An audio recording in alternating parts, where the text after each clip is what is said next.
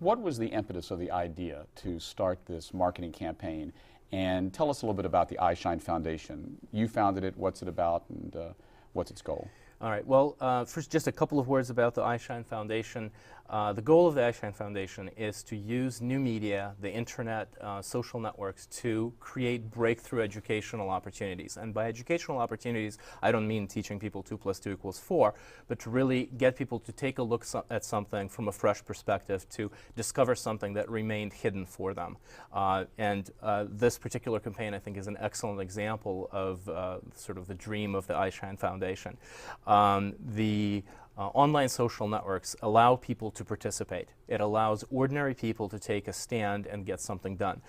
In our campaign, we're going to allow individuals to download content that we create, such as a variety of posters, and they can print it themselves, they can put it up in their windows, they can use MySpace, they can use Friendster, they can use YouTube to communicate with others about what they're doing, inspire others to join them, and really act as a no-cost promotional engine for the campaign, so that we can actually succeed in getting all these symbols out there in the culture, people wearing it on the clothes, people having it posters, stickers, So this isn't a campaign that was commissioned by, say, the Equality California or some same-sex? Not at all, not at all. It actually, it's highly personal.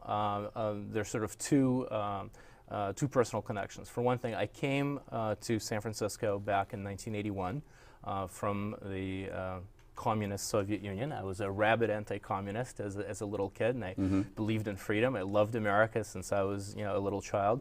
And when I came here, there's a little bit of an adjustment period. I found myself very isolated because the American educational system, I would say overall in terms of culturation, is about 5 years behind for the age groups in Russia. So I found it literally impossible to associate with kids my own age. And the saving grace for me in San Francisco was I befriended a lot of gay guys who were like twice my age. And what at first it was a little bit weird, but what I found is nobody tried to quote-unquote, seduce me or push me into something I didn't want. They respected me. They loved the fact that I was interested in the arts and culture, and we were able to have the kinds of conversations and the kind of social time together that made me very happy and created some balance for me. So I'm really grateful to the gay community. Before we started chatting, you told me about what happened when the Supreme Court ruled a second time and actually said that Prop 8 stands. What did that moment do to you? Well, that was actually a very personal moment, and in fact it happened just a couple of weeks before the ruling. We have a lawyer who's volunteering for the iShine Foundation. Her name is Tali Butchman. She has a couple of little daughters, 3 and 5 years old, and her daughters are lucky because they have 2 grandmothers instead of 1. Tali's mom came out as a lesbian, I believe about 15 years ago, and she was married to her long-term partner by Gavin Newsom himself. And this was perhaps a week or so before the Carrie Prejean debacle on TV. The Miss California that made the Miss California that offended all of us, indeed. And I happened to be watching CNN.com on my laptop, and some talking head came on and said something, well, perhaps it's really not going to go very well for the gay community. We anticipate that the decision is not going to be in their favor.